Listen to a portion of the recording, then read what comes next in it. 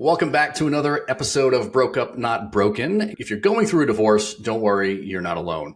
This is your one-stop shop for mastering your life and your finances throughout the entire divorce process.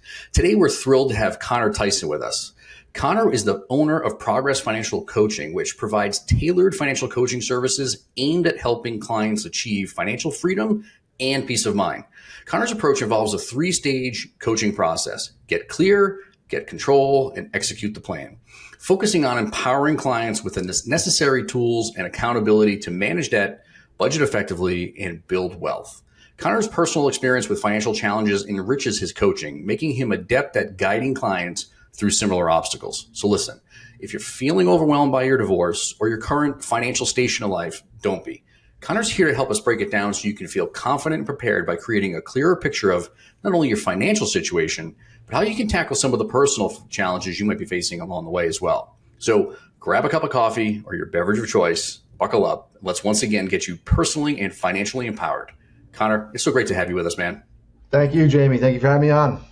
Yeah, absolutely. So we were talking on the lead up to this of, some of the personal challenges, that not only our clients face, but even some of the personal challenges that you and I have faced as professionals in this business. So tell me a little bit more about like your situation, how you got to be where you are. I know we both have a financial planning background, but I'd love to hear about how you got to be where you are. Yeah, today. It started way back in my childhood, really, right? I came from a family where my dad was pretty affluent. My mother came from a family of savers, so on and so forth. And he went independent as a risk adjustment person, and the 89 recession went bankrupt, basically. And there's a lot of finger pointing, fighting in the household. And I knew at a young age that there was something to this money thing, so I took it upon myself to learn everything I could about money. What is money, right? Interest rates, stock market, real estate, whatever. I actually went to college, got a degree in finance, graduate, living the life, working down on Wall Street and everything like that. And I looked down at the age of about 23, and I had $90,000 of debt.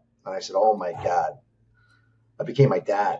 And I realized at that moment, it wasn't really about knowledge. It was really about habits and behaviors. Because I had all the knowledge you could think of, right? And I was like, how is this even possible? I had student loans, credit cards, an Audi A4 car loan. I was a mess, right? And I had to say, it rocked my world. I mean, my snow globe was pretty rocked. And I had to really align myself with the right habits and behaviors of what I needed to do to get out of the situation I was in.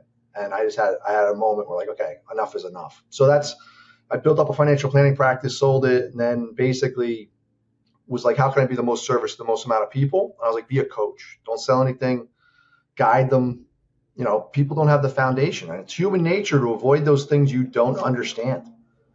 So I took it upon myself just to be a guide and coach. That's how I'm here today, and just trying to spread the message.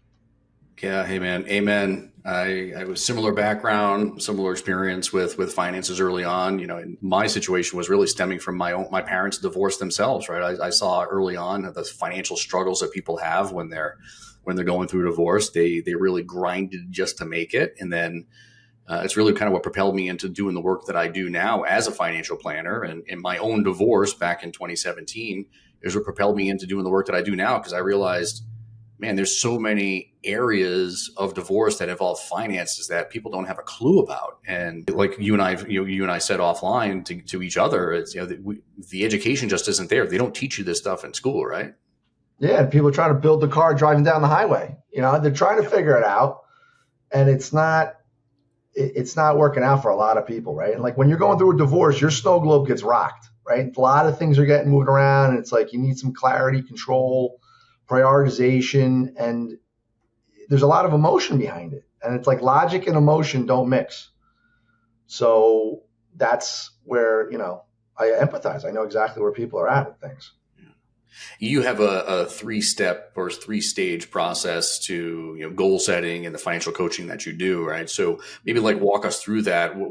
How does that coaching process help someone who's navigating the financial uncertainties of divorce? Yeah. So one is like, you want to hit the restart button, right? Like life is throwing you a big curveball, and you didn't obviously picture this happening in your life. So it's clarity starts with like, it's not so much the what you need to do. Everybody essentially at a gut level knows what to do, right? So it's like spend less than I make, save, avoid debt, give. We get this. So clarity as to like the why and the how This is the thing that a lot of people miss. So clarity starts with your why. It's not my why. It's not Jamie's why. It's your why. Right? What is the most important thing to you? And why is it the most important? So it starts with your why, meaning you don't want to get out of debt. You want the feeling of being out of debt and what that would enable you to do. That what it would enable you to do is important to you. Why is it important? You got to go through a couple layers deep on this, right? Mm. And then you really get to understand your principles and values, what help you drive you to make the decisions you do, your principles and values. That's the motivation that you need to break through some of these self-beliefs, these walls, these limits in your life. Mm-hmm. Because you've been brushing I'm a righty. I've been brushing my teeth with my right hand for a long, long time, Jamie. If you ask me to brush my teeth with my left hand, I'm not going to want to, right? It's going to be awkward. It's going to be uncomfortable. I want to revert back to my right hand.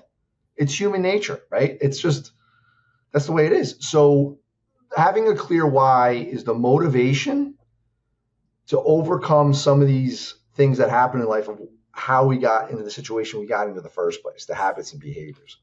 So that's where it starts, is clarity. And then prioritization, right? You have all these things up in the air, right? Of like, I don't know where my money's going. I don't know. Do I pay for the kids' college, life insurance? What I will, like, what do I do, right? When to order. And again, fear comes in place. It's a very emotional thing, right? And there's loss aversion. You don't want to make a mistake. The price is too high, right? And indecision is a very common thing. Like, I won't do anything. I get it, right? But that doesn't get us where we got to go. And then gain control is the second phase. And that's the tools and resources people need, right? Like you said, they don't teach this stuff in schools. And people are trying to figure it out. And even when they sit down with professionals like you and I used to ask 2 questions. Why do you own it? And how does it benefit you? And you get blank stares. That's a huge, huge red flag, right? And I'm like, wow, okay. And it's not their fault. It's not. It's definitely not. And the control piece is, it starts with telling your money where to go versus wondering where it went. Your biggest wealth building tool is your income. If the majority of that is going to the outside sources, right? Car companies, credit cards, the bills, well, yeah, it's going to impede and slow down that process big time. And you're going to get paralyzed by fear, and self-defeatism is going on. So it's really getting the tools and resources what they need, and then accountability and follow through. Yeah, that's another big missing ingredient, where I know what to do. Did I actually call the cable company to negotiate the bill? Did I actually shop out my home and auto insurance? Did I make the phone call? That's, I used to give people advice all the time of what to do, what, and then they just never did it. And I didn't understand why. Why wouldn't they do it? It makes all logical sense, right? It makes black and white on a piece of paper. It should happen, right? Like, this is what, and I didn't connect the emotional side to why they're not taking action. So that's the process that I came up with of what really moves the needle for people to help them take action, because that's what it's about. Love it. Love it. I mean, the why is the biggest thing, right? I mean, that's like, Simon Sinek's TED Talk on, the power of why is one of the things I've always gone back to. Even when I used to coach financial advisors too. And that was one of the things that we talked to them about. Why do they do the work that they do? What are the goals and objectives that they have? And why do they have those goals, for themselves? And I think if you're listening to this, that's one of those things that I don't want anyone to miss, is you have to understand the why. And secondarily to that, you brought up the most amazing point that I've interviewed dozens of financial advisors, for not only the podcast, but for other roles that I have on my team and so on. And none of them have ever brought that concept up of understanding why you own something, what you own and why you own it. We used to ask people, I would open up account statements. I've seen thousands of account statements over my life. And I open up these account statements sometimes and I look and it's like, oh, wow, you have this mutual fund, or you have this type of investment. You have this annuity and you're 45 years old. Why do you have it and why do you own it? And so the message here, listeners, is as you're going through this exercise of organizing your financial information to put together for the courts, for your attorney, for your financial advisor, like your certified divorce financial analyst like myself, your financial coach. You need to look at these things, take a hard look at them while you're going through this exercise, and really start to ask some fundamental questions, because you will get that clarity that Connor is talking about if you just pay attention and you don't bury your head in the sand. Am I right? Yeah, no, that's the ostrich technique. That's a very common way of, I don't want to look at it. I don't want to look at this stuff. It's a mess. My personal life's a mess. I just got divorced. I don't talk to my kid, right? The last thing I want to do is look at a piece of paper that kind of gives me a number that says something about me because I internalize it, right? I get it, right? And it's like, well, sometimes we just got to rip the Band-Aid off or have somebody hold your hand and say, listen, it's not that bad. You're not alone. You're not. Like I don't know what the divorce rates are in America, but I know that something like 60-something% of Americans are paycheck to paycheck regardless of the income they're making, right? Yeah. And it's like, okay, it's just a number. It doesn't say anything about you as a person, right? It's not your fault, really. Sometimes you think it is, but it's not. Yeah. One of the things that we unfortunately come across is the expense of the divorce puts people in a situation where they're just incurring debts that they can't, there's nothing they can do about it. They have to put our fee on a credit card. They have to put their attorney's fee on a credit card to get the help that they need. Yeah. Maybe cash is tight. Maybe they don't have a lot of assets to work with in the household, and they're really just struggling. They're struggling to make it in general. Yes. But then you throw in the added cost of a divorce, and going it alone is going it alone and through mediation is obviously the ideal way to do this. Yeah, I mean, however, not everybody can. So when the dust is settled on the divorce and they're sitting there on the day one of their newfound single life, and someone like that comes to you with all these debts, how are we tackling them? Well, the first thing is to take a step back. What did they lose? They lost a partner. They don't have wise counsel, right? Like, if I'm listening to myself, my best thinking has gotten me here sometimes, right? And then it's like sometimes I need to get outside of myself and just say, okay, where is the wise counsel to give me objective advice and counsel of what I need to do in what order, right? So when people come with this big pile, right, I call it untying the fisherman's knot. What is it that keeps you up at night first thing? It might be that divorce bill. It might be the credit card at 27%. It might be the fact that you have elderly parents and your income is not in line of taking care of yourself and them. It might be guilt, shame, remorse. It's never to do with the numbers. That's the crazy thing about this whole thing. It's like, I always thought it was a numbers game. It's not. It's guilt, shame, remorse, people, process, and perspective. We believe certain things that just aren't so. I lack a process that works or I stick to that's easy. Or people. I can't say no to certain people, or I've seen, right? I can't set certain boundaries for myself and say unapologetically out of guilt, shame, remorse, I have to get my financial house in order because of this, the why. And to the point where people believe it and they get behind you of it, and then they support you. And you have a tribe behind you saying, yeah, you can do this. Let's do this together. So where do I start is wherever they want to start. It's not about what I want. I'm just a guide in this whole thing. And sometimes it has nothing to do with, the credit cards. That's the stress. You have to uncover what is really going on underneath the surface. And that's the stuff that really moves the needle.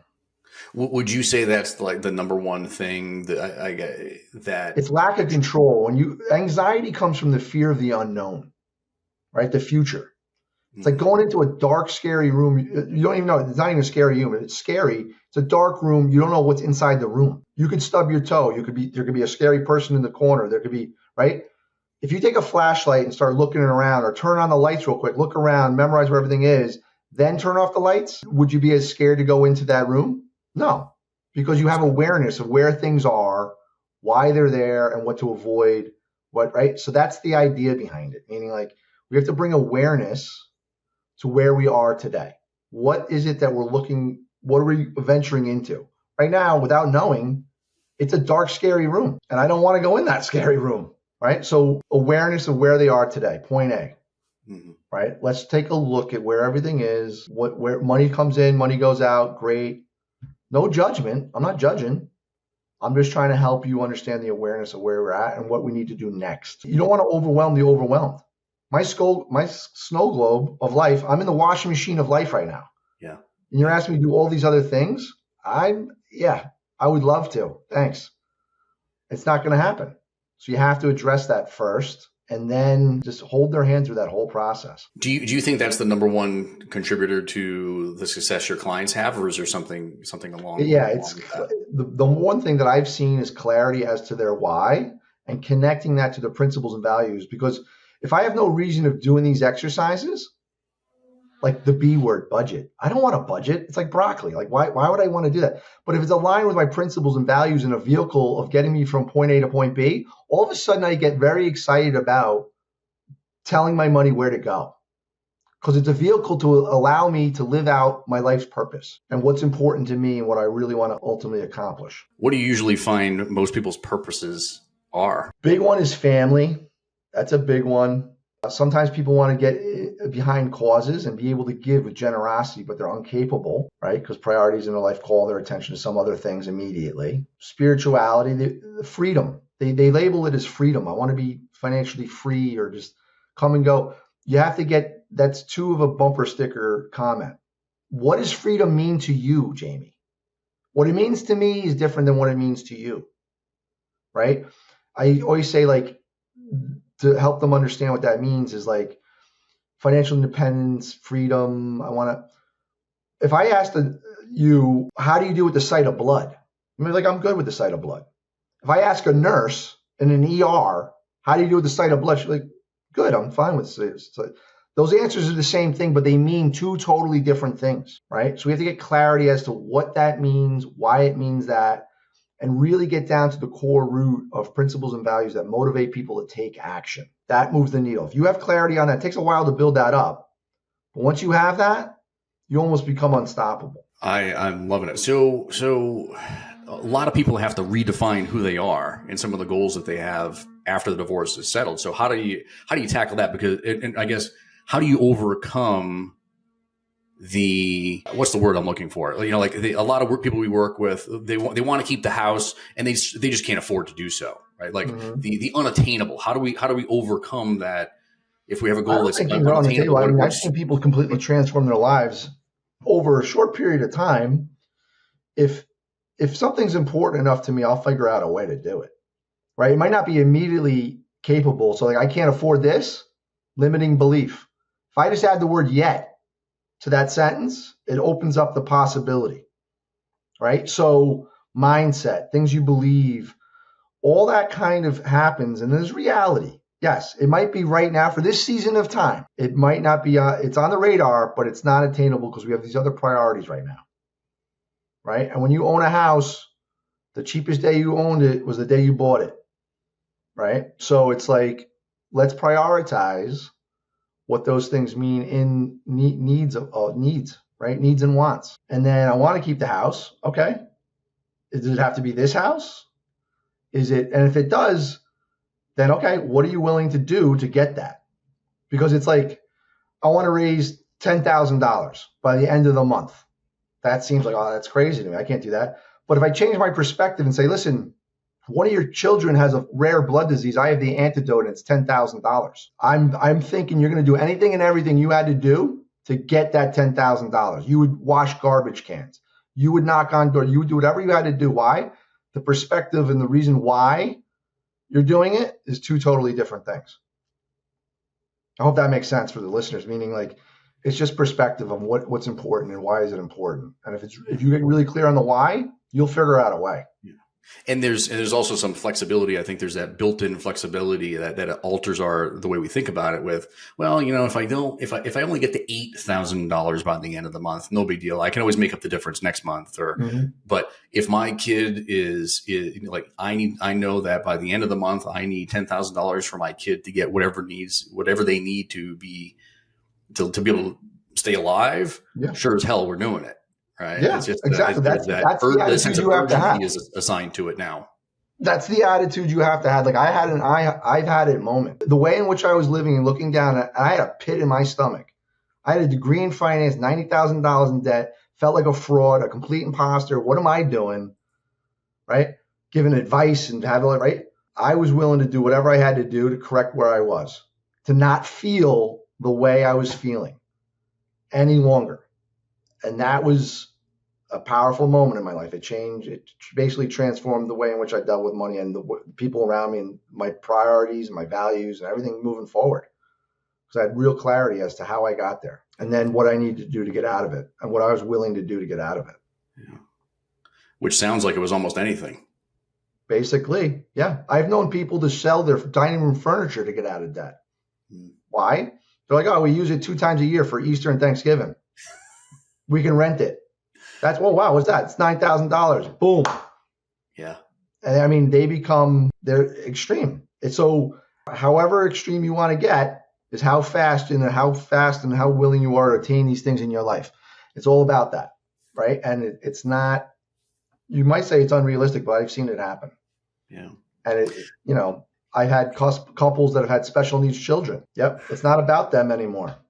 Who else is dependent upon us getting out of this? Right. So it's, how long have I felt like this? What is it preventing me from doing? Who else is dependent upon this change in my life? What else has money denied me from doing that I know would be good for me? Right. You ask those serious questions to yourself and you get real honest. The scales get turned pretty quickly of what you're willing to do for how long. And it's not a journey on your own. You can't do this on your own. You're brushing your teeth with your right hand. I'm asking you to do it with your left. You're going to want to revert back to the right. You need somebody to have accountability and follow through and understanding and empathy of what you can do and what's possible. And celebrate the wins. Celebrate the wins, my man. Little things add up to big things. Yeah. People forget that. We have a group on Facebook called Preparing Financially for Divorce. So listeners, if you're out there and you want to join us, feel free. We provide daily, free advice on a daily basis in that forum. And it's just a place for us to share. And one of the things that we do every week is let's celebrate our wins this week. Yeah. What did you do? And sometimes it's simply a matter of, I went down to the courthouse and I got the forms necessary to do this thing. Or I set an appointment with my attorney to talk about this thing, whatever. It doesn't have to be this gigantic, scream from the mountaintops type of celebration type of thing. You just need to make small incremental steps every day and every week, right? Because that's the stuff that adds up. Yeah, I had a woman divorcee, right? She paid off $15,000 of credit card debt and saved an emergency fund. She gave herself a full day at the spa. Full day. What's the last time you had a full day at the spa? Full body massage, mani-pedi, felt like $1 million walking out. I said, that's how you celebrate, right? Little things. It doesn't have to be this huge, right? So, yep. Any blind spots that you can think of that people going through a divorce or, trying to navigate the divorce that you see there's any that we may not have touched upon today? Yeah. I mean, one of the things I see a lot of, I'm going to get a lot of slack for this. The industry itself, right? People focus a lot on credit scores, a lot. I got to build back on my credit. It's really your net worth. Your net worth is your financial report card. The credit score is a number devised by credit card companies to level the playing field of who's a good customer and who's not. Meaning, how good are they taking out debt and paying it back? That's really what it should be. I love debt score, but your net worth, liabilities, right? Assets and liabilities. Assets minus your liabilities. If you grow that, that's what you should judge yourself by financially. And then how are you living your life based upon your principles and values outside of that? That's one perspective I see that, people are very misguided on that. Anything else? Yeah, being proactive versus reactive. It's habits, right? I used to always wonder where my money went. I would look back and go, okay, I had this intention. Nope, didn't happen, right? And then I try to do it again. It was really being proactive and say, right now it's, the end of July. Let's plan out August. Let's get ahead of it. Mm-hmm. There's things I know are coming down the pike, tire replacement fund, Christmas, whatever. I know these things are coming. Why don't I just put the money aside now in my budget? And then when it comes, I'm not surprised by it. I don't have to put it on the credit card. The other thing I used to always hear, which is a common thing, people feel like they can out-earn their bad habits. It's kind of like outrunning the spoon, right? I had the mentality that I could out-earn the little things that I was doing, like, all right, I was short, I put it on the credit card or I would do whatever. And then sooner or later, that snowball got pretty big.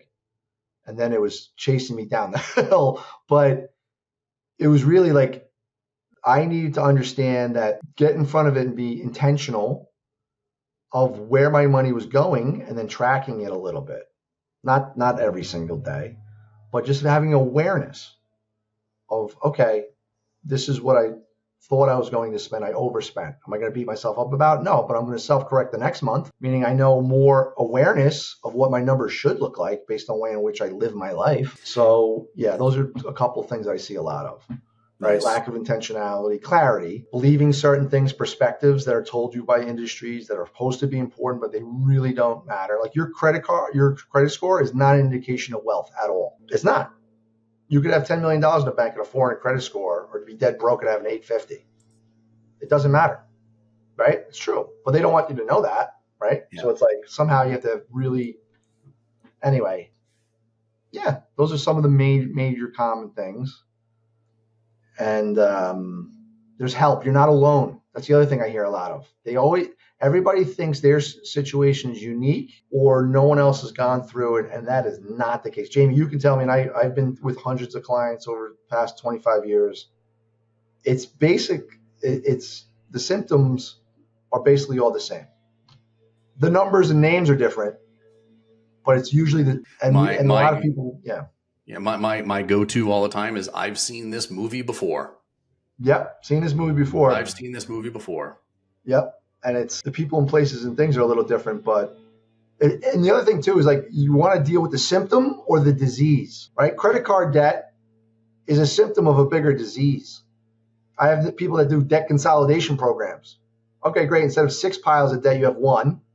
Talk to me in 3.5 years. You're probably back in debt because of the habits and behaviors and not having the right process in place. Right? You're brushing your teeth with your right hand versus your left. So let's say someone out there, and this is kind of your opportunity for the shameless plug, right? Someone's listening and they're on the tail end of their divorce and they know they're going to have to start to think about rebuilding here in the next few months. How do people get in touch with you? And what should they expect that experience to be like? Initially? So what we do is we have a pre-assessment call to find out really what's going on. Just a conversation, right? No numbers or anything like that. And just see if there's a good fit. And then, are you ready for coaching? Are you ready for change? And then we have a discovery call, right? We set a discovery. That's the deep dive. We roll up the sleeves, look at the numbers, right? We got to look at the numbers at least once. That's 2 hours. And then I give them a little bit of homework. And then a week later, we have an accountability meeting. Did you actually do the homework I gave you? And then every other week for 3 months. By the end of the 3 months, they have peace of mind, an emergency fund, paid off some debt. They have priorities, clarity, communication. They have wise counsel. They know what to do in the process to do, right? And it's a short period of time that transforms a lot of lives. That's what that process looks like. And then afterwards, by invitation only, if they have the habits, behaviors, and the proven doing it, we invite them to accountability and growth because life continues to happen. Curveballs happen, job loss happens, things happen. Divorce happens, right? So that's that process. Yeah, the best way to get in contact with me would be also just my website. It's just my website. It's www.progress. You want to make some progress, and then FC for financial coaching. progressfc.com. And it's pretty self-explanatory. You go visit that website and it'll tell you what that format looks like. And you can book a 45-minute consultation for free.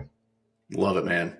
Don't worry, listeners. We're going to make sure we put all the links in the show notes for you. So we have links to his social media. We'll have links to the website, so on and so forth. So you can get in touch with Connor if you have some interest in having a conversation with him.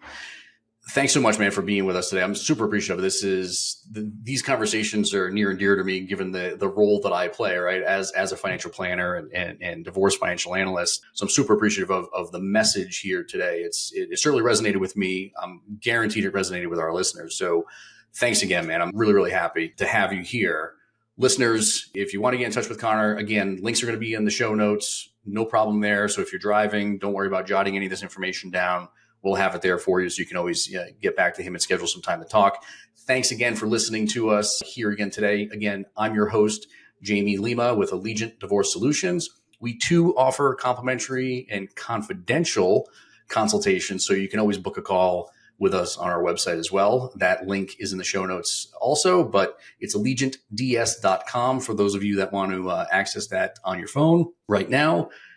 look us up, and be happy to chat it through with you and see how we might be able to help or put you in touch with folks like Connor who we've grown to know over the time that we've been doing this work. So thanks again for tuning in, everybody, today. I appreciate your time listening to us, and we'll see you again next week.